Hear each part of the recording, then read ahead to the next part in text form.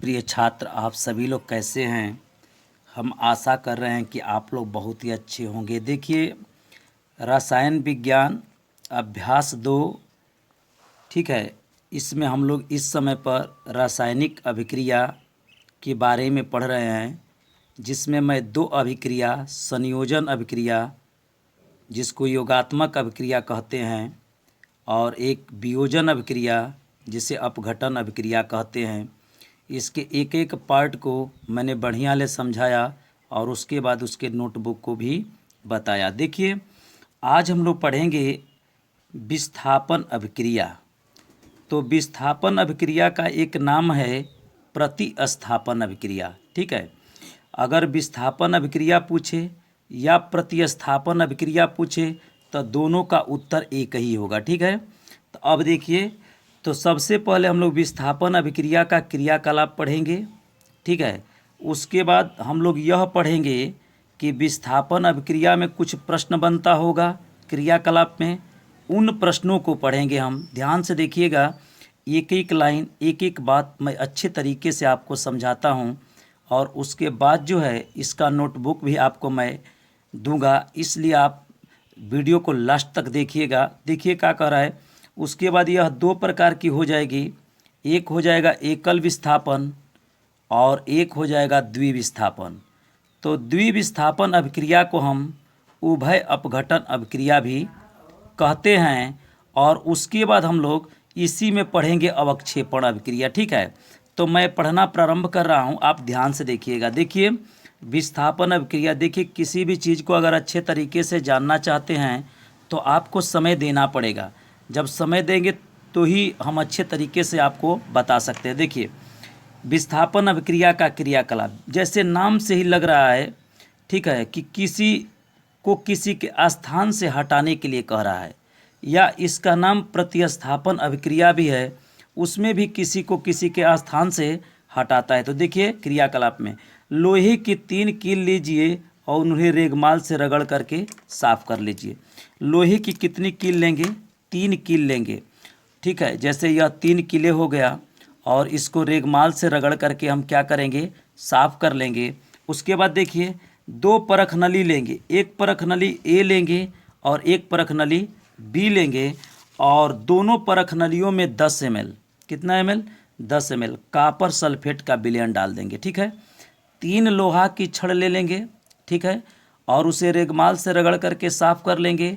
उसके बाद 2 परख नली लेंगे, एक परख नली ए होगा, एक परख नली बी होगा, और इस दोनों परख नली में 10 ml कॉपर सल्फेट का विलयन डालेंगे।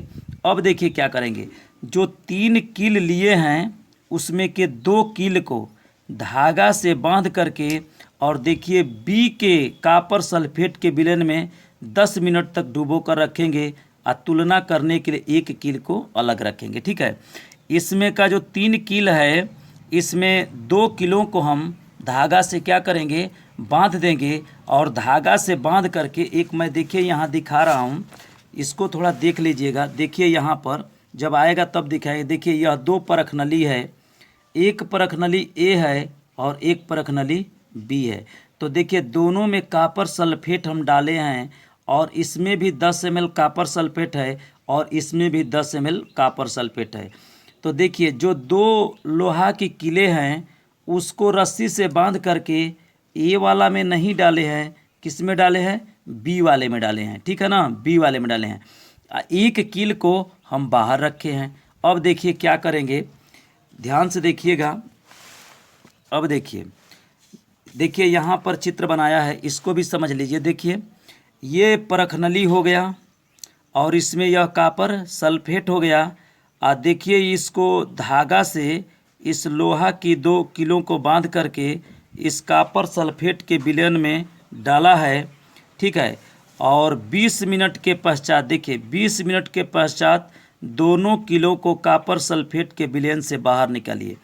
जब 20 मिनट का समय बीत जाए तो इन दोनों कीलों को आप क्या करेंगे? इस परख नली से बाहर निकालेंगे। अब देखिए, तो मान लीजिए कि यह 2 कील जो है इस विलयन में है, और एक कील यह बाहर है, ठीक है। तो कह रहा है, पहले तो यह देखिए, एक अब यहाँ पर प्रश्न बना रहा है कि परख नली ए और परखनली बी में कॉपर सल्फेट के विलयन के रंगों की तुलना कीजिए। ठीक है, जैसे दो परखनली यह लिए हैं, देखिए एक वहाँ पर प्रश्न था, तो यह दो परखनली लिए हैं ना, तो बताइए परखनली ए में कॉपर सल्फेट डाले हैं और परखनली बी में भी आप कॉपर सल्फेट डाले हैं। इसमें भी 10 ml है, इसमें भी 10 ml है। दोनों परखनली को देखने से आपको लगता है कि परखनली ए वाला का रंग क्या है, नीला है। परखनली ए वाला का क्या है, नीला है। और बताइए इसमें कॉपर सल्फेट डाले थे और इसमें भी कॉपर सल्फेट डाले थे, तो जब ए वाले का नीला है तो बी वाले का भी नीला होना चाहिए। तो देखिए यह भी नीला है, लेकिन ए की तुलना में कुछ हल्का नीला है। इसका उत्तर यही होगा, कुछ हल्का नीला है। क्यों जानते हैं, इस बी वाली परखनली में ही आप लोहे की दोनों छड़ों को इसमें डुबोया है। ठीक है, क्या किए हैं, डुबोया हैं। जैसे देखिए यहाँ पर अब इसका उत्तर आपका हो जाएगा, परखनली ए तथा परखनली बी में कॉपर सल्फेट के विलयन नीले रंग की तीव्रता की तुलना कीजिए। तो उत्तर लिखिएगा आप इसका कि परखनली ए में जो कॉपर सल्फेट का रंग है वह नीला होगा और बी वाला में भी क्या होगा, नीले होगा, लेकिन ए की तुलना में कुछ हल्का नीला होगा। ठीक है, कुछ हल्का नीला होगा। अब देखिए एक और प्रश्न है, ये अब लिख लेंगे ना, ए और बी, जैसे दो परखनली जो था ना, तो उसमें रंग की तुलना करना है कि ए वाला में कैसा रंग है और बी वाला में। तो दोनों में तो आपने कॉपर सल्फेट का विलयन ही डाला था, तो ए में जब नीला है तो बी में भी नीला होना चाहिए। लेकिन देखिए यह जो लोहा की छड़ डाले हैं वह ए वाली परखनली में नहीं डाले हैं, किस में डाले हैं, बी वाली परखनली में डाले हैं। इसलिए ए वाले का थोड़ा ज़्यादा नीला है और बी वाले का ए की तुलना में कुछ कम नीला है। अब देखिए अगला प्रश्न, एक और प्रश्न है इसमें, कॉपर सल्फेट के विलयन में डूबी कीलों के रंग की तुलना बाहर रखे कीलों से कीजिए। जैसे शुरू में आप कितना कील लिए थे, 3 कील लिए थे। मान लीजिए कि यह 2 जो है कॉपर सल्फेट में डूबा है और एक यह क्या है, बाहर है। तो कह रहा है ना कि यह जो 2 आप कॉपर सल्फेट में डुबाए हैं, इसको निकाले हैं, तो इसके रंग और यह पहले से बाहर है क्योंकि इसको किसी में नहीं डाले हैं, तो इनके दोनों के रंगों की तुलना कीजिए। तो आप कह दीजिएगा कि जो कॉपर सल्फेट में हम लोहा की छड़ को डाले थे, तो उसका रंग जानते हैं क्या होगा, उसका रंग भूरा होगा। क्या होगा, भूरा होगा। लेकिन जो पहले से बाहर है इसका रंग क्या होगा, चमकीला होगा। माने 3 कील लिए थे और जिस 2 कीलों को आप कॉपर सल्फेट के विलयन में डाले और कॉपर सल्फेट के विलयन में से डाल करके निकाले, तो उसका रंग कैसा होगा, भूरा हो जाएगा। और इसका रंग कैसा हो जाएगा, इसका तो पहले से ही बाहर है तो इसका चमकीला होगा। अब बता सकते हैं कि इन दोनों कीलों का रंग भूरा क्यों हो गया। तो जानते हैं, जब इस लोहा की कील को कॉपर सल्फेट के विलयन में डाले ना, तो यह लोहा के ऊपर किसकी परत चढ़ गई, कॉपर की परत चढ़ गई। इसीलिए कॉपर सल्फेट में जिस लोहा की छड़ को आप डाले हैं उसका रंग भूरा हो गया है, जबकि जो बाहर है उसका रंग क्या है, चमकीला है। ठीक है ना। तो इस तरह से यह भी प्रश्न का आपका उत्तर हो गया। तो आपको क्रियाकलाप बढ़िया समझ में आ गया। 3 लोहा की कील को लिए थे आप, रेगमाल से रगड़ करके साफ किए थे।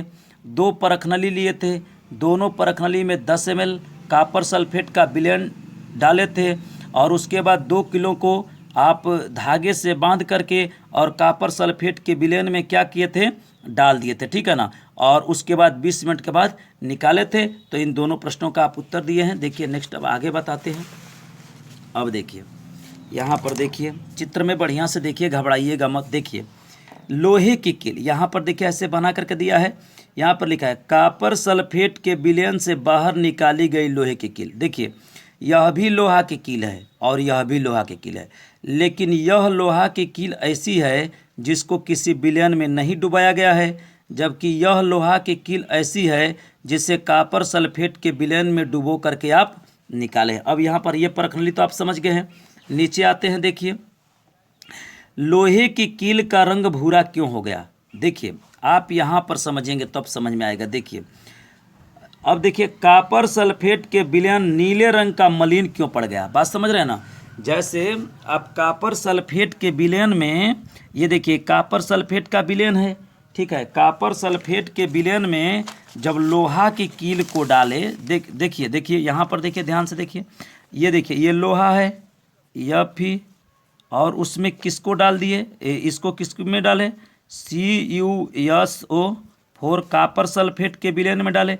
तो देखिए यह आयरन जो है ना, इस कॉपर को जगह से क्या करेगा, हटा देगा, ठीक है ना। तो कैसे हो जाएगा, FeSO4 प्लस Cu। हम संतुलित करने के लिए नहीं बता रहे हैं, बताइए।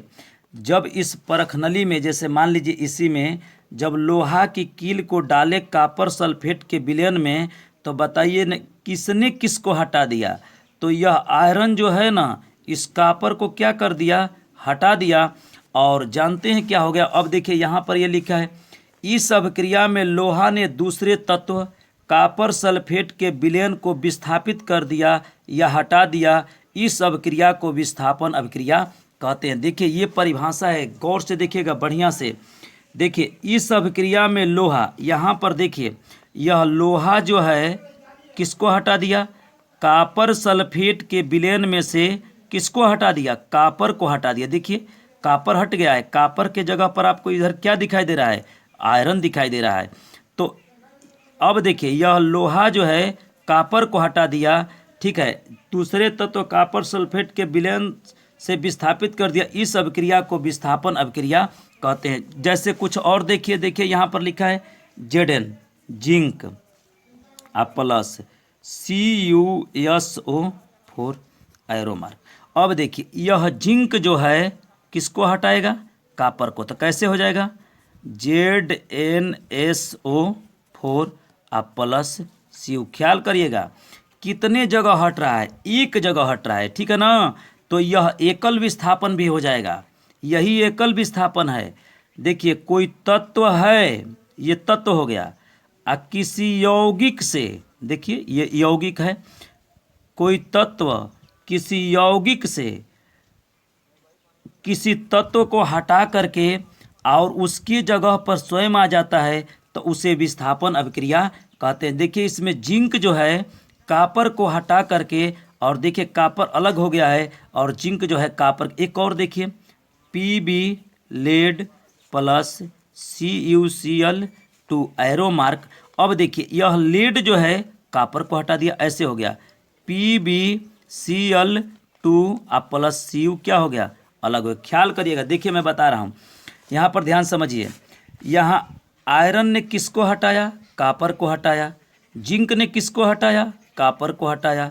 लेड ने किसको हटाया, कॉपर को हटाया। यह बताइए यह आयरन, जिंक और लेड तीनों जो है किसको हटा दिए, कॉपर को हटा दिए। इसका मतलब कि कॉपर की तुलना में आयरन, जिंक, लेड तीनों क्या है, क्रियाशील है, ठीक है ना। अब किसी तत्व से किसी को नहीं हटाएंगे। देखिए ये कॉपर हट गया, इसका मतलब अपने भाषा में समझिए कि आयरन बहुत क्या है, मजबूत है, तभी तो हटा दिया ना। अब यहाँ पर भी देखिए यह कॉपर हट गया, किसने हटाया, जिंक को। भाई देखिए अगर मान लीजिए स्कूल में जाते हैं और कोई लड़का किसी बेंच पर बैठा है, तो क्या आप बाहर से जाकर ज़बरदस्ती उसको हटा सकते हैं, नहीं। लेकिन उसकी तुलना में यदि मजबूत आप रहेंगे तो उसको आप हटा सकते हैं। तो यही यहाँ पर रीजन है, आयरन, जिंक और यह लेड जो है कॉपर को हटा करके और उसके जगह पर स्वयं जाके बैठ गया, ठीक है ना। तो यह विस्थापन अभिक्रिया का क्या है, उदाहरण है, और एकल विस्थापन का भी उदाहरण है, क्योंकि एक आयनों का आदान प्रदान हो रहा है। आगे देखिए क्या कह रहा है, और जो मैं बात बताया हूँ वही बात कर रहा है। देखिए जिंक लेड कॉपर की अपेक्षा अधिक क्रियाशील तत्व है, वे कॉपर को उसके यौगिक से क्या कर सकते हैं, विस्थापित कर देते हैं। ठीक है, बढ़िया से बात समझ में आ गया। अब देखिए हम लोग पढ़ेंगे द्विविस्थापन, ठीक है। और पढ़ लेने के बाद एक अच्छा आपको मैं नोटबुक दूंगा, उसको भी ध्यान से देखिएगा। देखिए इसमें दो परख नली लेंगे द्विविस्थापन के लिए। जैसे देखिए इसमें एक जगह चेंज हो रहा था ना, एक जगह, उसमें दो जगह चेंज होगा। अब देखिए क्या परिवर्तन होगा। देखिए यह क्या है, यह है आपका एक परख नली, और यह भी एक क्या है, परख नली है। और बताइए इसमें जो है एक में 3 ml, कितना ml, 3 ml सोडियम सल्फेट लिया, क्या लिया, Na2SO4 सोडियम सल्फेट। एक में लिया है 3 ml बेरियम क्लोराइड BaCl2, ठीक है। और देखिए दोनों को आपस में क्या कर दिया, मिला दिया। तो जब दोनों को आपस में मिला दिया जाएगा तो जानते हैं क्या होगा। अब देखिए क्या होगा, सोडियम सल्फेट और बेरियम क्लोराइड। देखिए पहले समझिए, द्विविस्थापन को उभय अपघटन अभिक्रिया भी कहते हैं।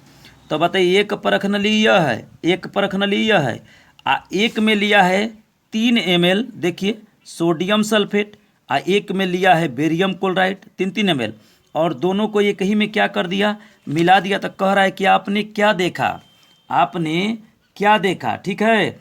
तो देखिए कह रहा है कि आपने क्या देखा। तो यहाँ पर देखिएगा, देखिए यहाँ पर लिख के दिया है, सोडियम सल्फेट के विलयन में जब बेरियम क्लोराइड को मिलाएंगे तो यह बेरियम सल्फेट प्राप्त होगा और सोडियम क्लोराइड होगा, ठीक है। यहाँ पर समझा रहे हैं, ध्यान समझिएगा। देखिए, और देखिए यह बेरियम सल्फेट जो है ना, देखिए आप देखेंगे कि श्वेत रंग के एक पदार्थ का निर्माण होता है जो जल में अविलेय पदार्थ को अवक्षेपण कहते हैं। देखिए कह रहा है कि सोडियम सल्फेट में जब बेरियम क्लोराइड को मिलाएंगे तो कैसा अवक्षेप प्राप्त होगा, सफ़ेद रंग का। किसका, बेरियम सल्फेट का।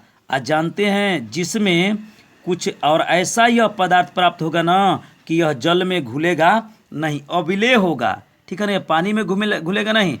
जिस अभिक्रिया में अवक्षेपण का निर्माण होता है उसे अवक्षेपण अभिक्रिया, अवक्षेप का निर्माण होता है, ठीक है ना।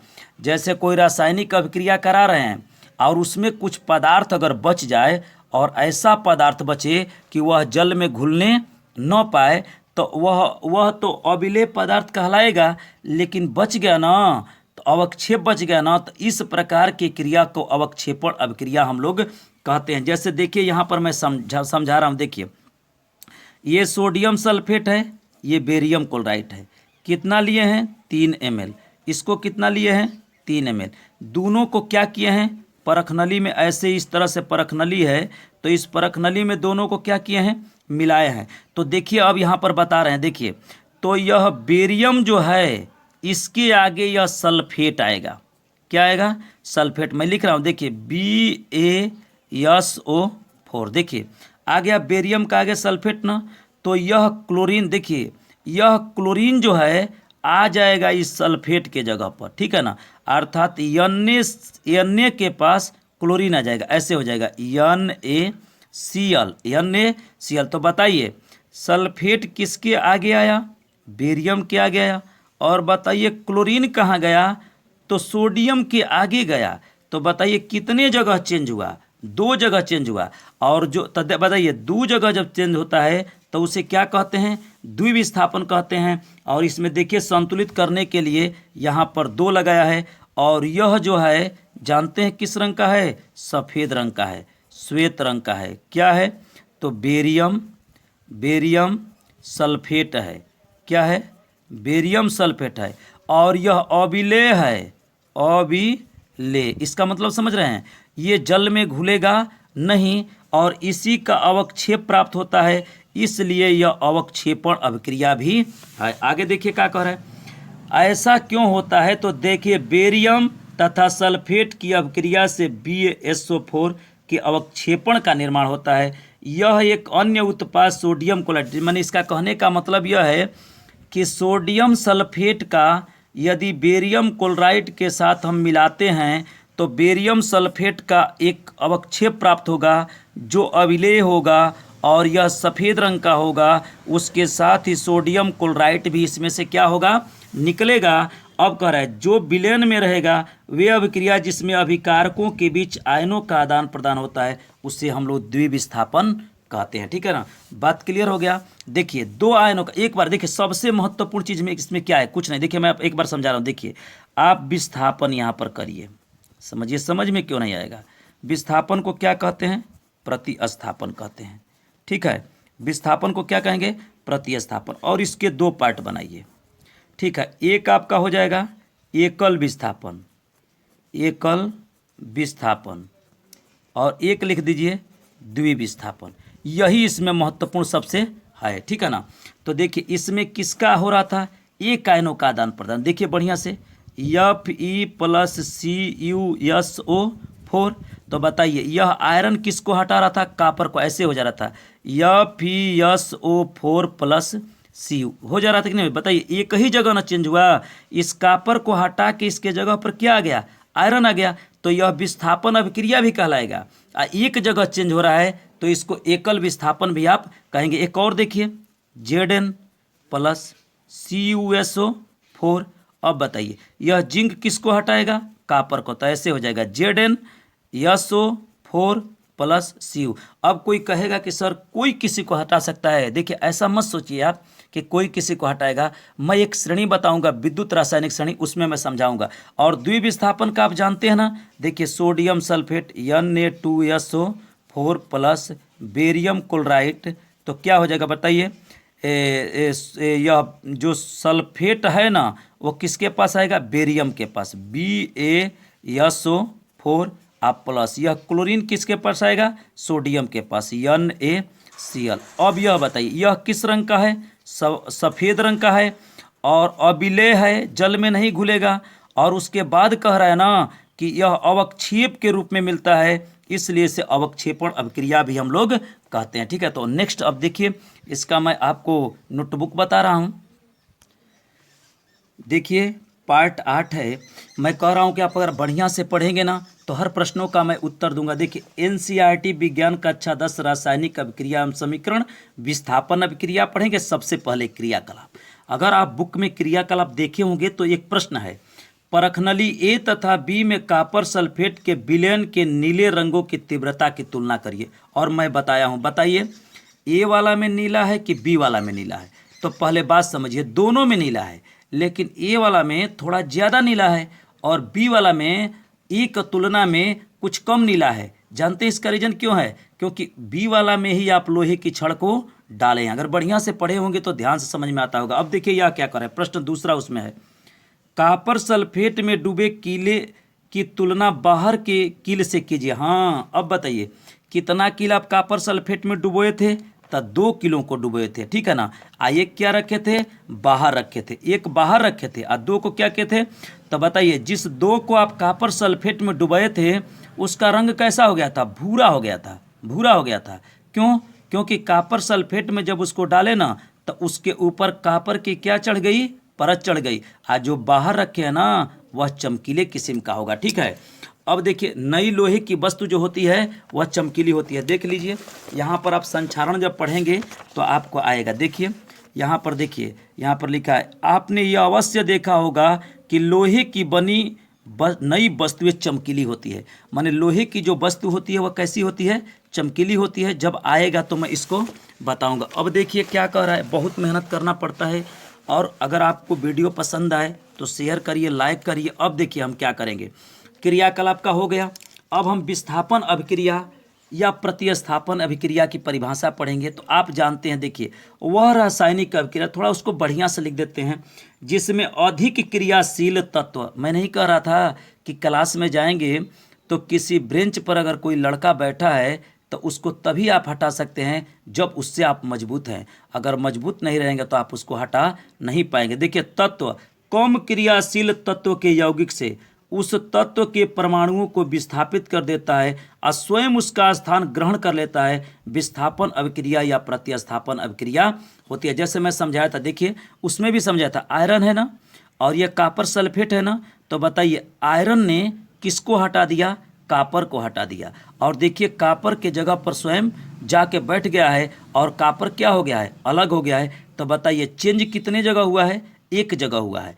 और किस में चेंज होगा ये बताएं, अभिकारक में चेंज होगा। यह अभिकारक है। आप बढ़िया से अगर मेरा वीडियो देखते होंगे तो पीछे आप समझेंगे। तो कोई तत्व, कोई क्रियाशील तत्व किसी कम क्रियाशील तत्व को उसके यौगिक से अलग हटा करके और उसके जगह पर जब वह जाता है तो उस प्रकार की अभिक्रिया को हम लोग विस्थापन अभिक्रिया कहते हैं। अब देखिए प्रकार 2 प्रकार का होता है, एकल विस्थापन। तो देखिए यह जो विस्थापन अभिक्रिया की परिभाषा है वही एकल विस्थापन की परिभाषा है। देखिए जब अभिकारकों में एक आयनों का आदान प्रदान, ये सही है, यह भी सही है, यह भी सही है। देखिए एक आयन का जिंक जो है किसको हटा दिया, कापर को हटा दिया, जिंक कापर को हटा दिया, लेड किसको हटा दिया, कापर को हटा दिया। तो बताइए कापर की तुलना में जिंक और कापर की तुलना में लेड दोनों क्या हैं, बहुत ही ज़्यादा क्रियाशील हैं। इसलिए देखिए जिंक ने किसको हटा दिया,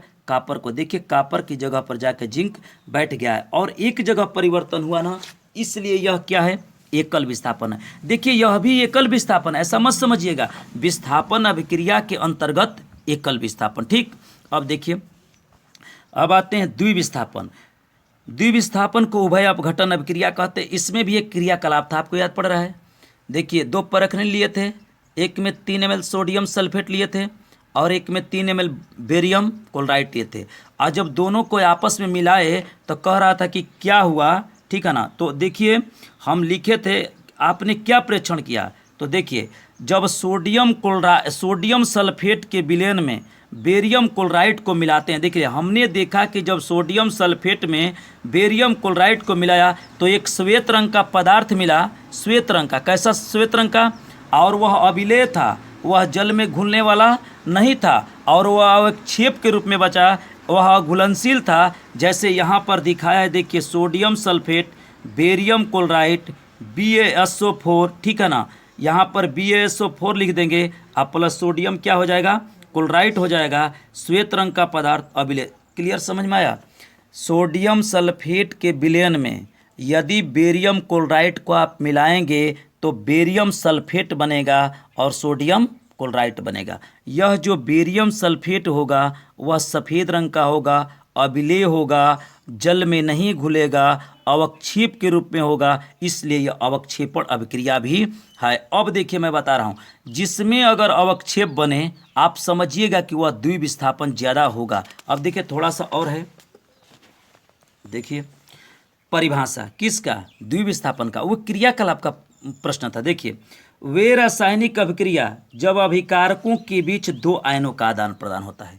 कितना आसान चीज़ है, अभिकारक के बीच। देखिए आप एकल विस्थापन का या विस्थापन का या द्विविस्थापन का किसी का भी परिभाषा बताइएगा तो बताइए किसमें आदान प्रदान होता है, तो अभिकारक में। देखिए वे रासायनिक अभिक्रिया जब अभिकारकों के बीच दो आयनों का आदान प्रदान होता है उसे द्विविस्थापन या उभय अपघटन अभिक्रिया कहते हैं। देखिए यह क्या है, अभिकारक है, क्या है, देखिए सोडियम सल्फेट, इसको मैं लिख दे रहा हूँ ऐसे AQ करके, ठीक है ना, धन है, और इसको भी लिख दे रहा हूँ AQ करके, ठीक है। और बेरियम सल्फेट यह ठोस प्रकार का होगा और यह क्या होगा, AQ मतलब विलयन में है। तो बताइए इसमें कौन किसके जगह पर गया, देखिए सोडियम के आगे क्लोरीन आया है और बेरियम के आगे सल्फेट गया है। तो हाई अभिकारक जो है ना, इसी में आदान प्रदान होगा, किसका, आयनों का, दो जगह। देखिए यह बेरियम सल्फेट गया, यह सल्फेट गया बेरियम के आगे, तो बेरियम सल्फेट हो गया, और सोडियम के आगे क्या आया, क्लोरीन, तो सोडियम क्लोराइड होगा। अब नोट में थोड़ा देख लीजिए, जिन अभिक्रियाओं में अवक्षेप बनता है, क्या बनता है, अवक्षेप, उसे अधिकांश अभिक्रिया द्विविस्थापन या उभय अपघटन की उदाहरण होती है। जिसमें अवक्षेप बनेगा ना, समझिएगा कि वह अधिकांश अभिक्रिया जो है द्विविस्थापन या उभय अपघटन के अंतर्गत होगी। तो इस तरह से देखिए, अब हम नेक्स्ट वीडियो में आपको बताएंगे रेडॉक्स अभिक्रिया, जिसको अपचयन या उपचयन कहते हैं। तो मैंने सबसे पहले बुक को पढ़ाया, बुक के पढ़ाने के बाद आपको मैंने क्रियाकलाप के 2 प्रश्न थे, उन दोनों प्रश्नों का उत्तर बताया।